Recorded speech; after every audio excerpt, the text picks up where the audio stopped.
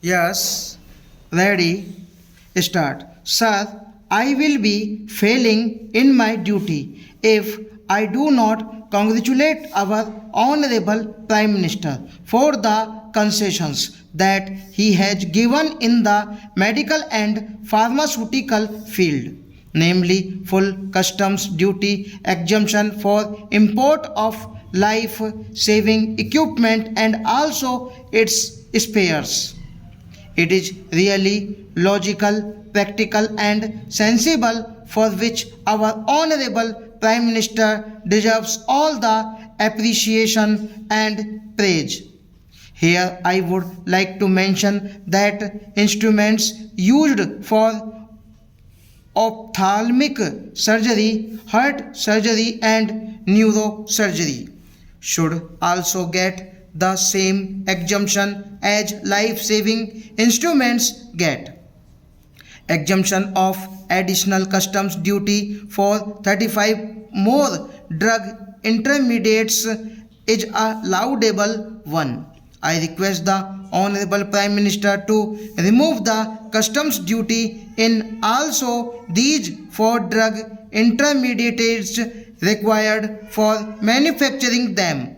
Items like notebooks, letter pads, blotting papers, accounts books, registration papers, file covers, etc. are exempted from the excise duty altogether. This will help the parliamentarians to use more pads, writing more letters to the non-listing bureaucrats and to some of the adamant ministers who never reply at all. This will also help to increase the literacy rate by encouraging people to develop the habit of writing more and learning more. Then increase of excise duty on viscose staple fibers from rupees 5 per kg to rupees 7 per kg and increase in viscose filament yarn by 12% of the existing rate is going to crush the entire industry. In Tamil Nadu, rarely we have any big industry. We have Southern Viscose Limited in Coimbatore district as such, which produces viscose products. So this is going to hit the industry very badly and would result in hardship to 3,000 employees working in that industry. In view of the real backwardness in the industrial sector in Tamil Nadu, I request the Honorable Prime Minister to restore the tax pattern existing on viscose staple fiber and other units.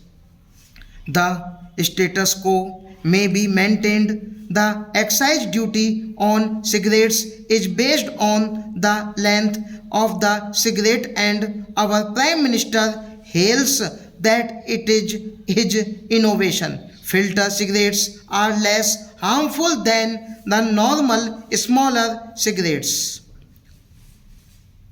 Unfortunately, the lengthier cigarettes, which are harmful, are made more costly now.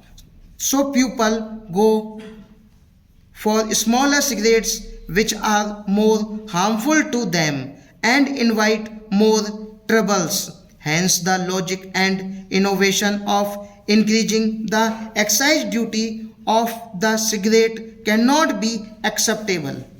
Even though this method is followed in other countries, they always stick on to their limits, either in drinking or smoking habits. But in our country, people always exceed the limits and finally they spoil their health.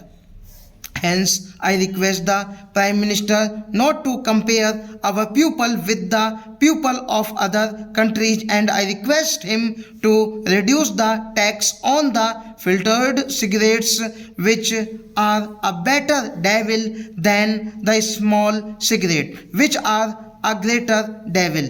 I would suggest to mop up the loss incurred in this process by increasing the excise duty on Indian-made foreign liquors like whiskey, brandy and rum so that we can get more revenue for the government and also make the people not to drink more, which will bring partial prohibition. It is more worthwhile for my state, namely Tamil Nadu, because the general arrack shops are recently converted into whiskey and wine shops.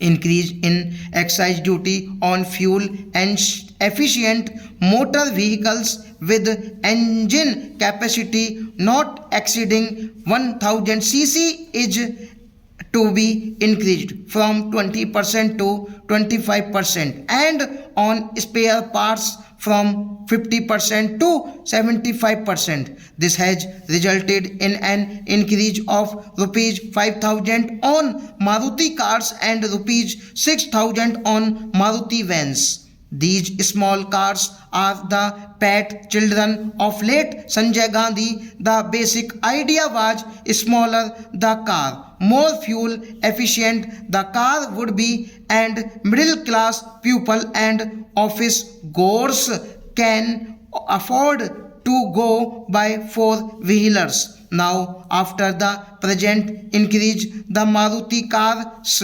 price in rupees 1.70 lakh, the car cannot withstand even a blow which results in dents, and as a result of tinkering and painting costs about rupees 5,000. The shock absorbers of Maruti car cost rupees 500 per pair compared to rupees 200 per pair for ambassador cars. So maintenance these Maruti cars is already costly. If the price is increased due to the excise duty, it is not going to benefit smaller and fuel efficient cars, and the basic idea of late Sanjay Gandhi gets defeated. So at least for his memory, namely for his brother's memory, I request the Honorable Prime Minister